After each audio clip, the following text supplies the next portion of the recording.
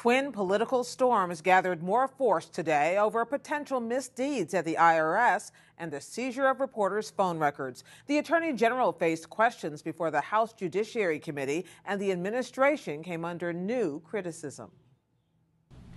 Now, my question isn't about who's going to resign. My question is, who's going to jail over this scandal? House Speaker John Boehner led the way this morning as Republicans stepped up demands for action in the scandal at the Internal Revenue Service. There are laws in place to prevent this type of abuse. Someone made a conscious decision to harass and to hold up these requests for tax-exempt status. That followed last night's release of a report from the Treasury Department's Inspector General. It found the IRS used inappropriate criteria that identified for review Tea Party and other organizations applying for tax-exempt status based upon their names or policy positions. And there was more. USA Today reported that during the same period, the IRS approved perhaps dozens of applications from similar liberal and progressive groups. Mr. President. On the Senate floor, Republican Minority Leader Mitch McConnell pressed the White House to make sure the IRS cooperates fully with congressional investigations. These allegations are very serious. That there was an effort to bring the power of the federal government to bear on those the administration disagreed with in the middle of a heated national election. It actually could be criminal. And we're determined to get the answers. McConnell and the other 44 Republicans in the Senate signed a letter to President Obama demanding full compliance.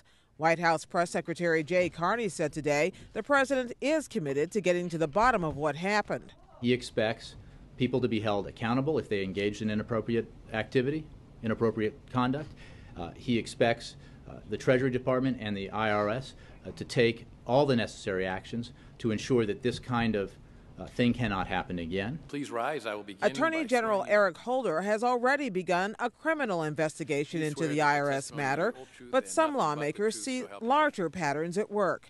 Republican Congressman Steve Chabot of Ohio. I believe there's been a pattern by this administration in not taking responsibility for failures, avoiding blame, pointing the fingers in somebody else's direction. Would you agree with that? No. I thought you might say that. I think a lot of people do, including myself, and I think a lot of members of this committee, and we might be divided, obviously, but these are very significant things which have occurred here, and I would strongly encourage this administration to get out front, get all the facts out, let the chips fall where they may. I would agree with that last part of your statement. It is one of the reasons why I ordered the investigation last Friday, and I can assure you and the American people that we will take a dispassionate view of this. This will not be about parties. This will not be about ideological persuasions. Anybody who has broken the law will be held accountable. Still, House Republicans have frequently accused Holder of stonewalling their investigations, even citing him for contempt. That bad blood was on sharp display when Holder's leading critic, California Congressman Darrell Issa, complained the department failed to hand over emails in another matter involving the Civil Rights Division. I will certainly look at the request. It's not something that I have personally been involved in, but I'll look at the request and try to be as responsive as we can. I'm sure there must have been a good reason why only the to and from parts were provided. Yes, you didn't want us to see the details.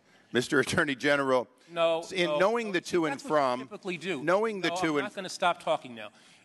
Characterize something as something Mr. Chairman, would you inform the witness as to the rules of this committee? Inappropriate and is too consistent with the way in which you conduct yourself as a member of Congress. It's unacceptable and it's shameful. Holder also faced criticism from lawmakers on both sides of the aisle about the Justice Department's decision to subpoena phone records from the Associated Press. It's part of an investigation into leaks about a failed terror plot last year. The Attorney General says he recused himself from the probe early on because he was one of the officials who had access to the information that was leaked. Instead, he named his deputy, James Cole, to handle the matter, and Cole, in turn, made the decision to seek the phone records. California Democrat Zoe Lofgren pressed him on that decision. Well, this is both an ongoing matter and an ongoing matter about which I know nothing. So I'm not in a position really to answer that question. But here's what I do think. I do think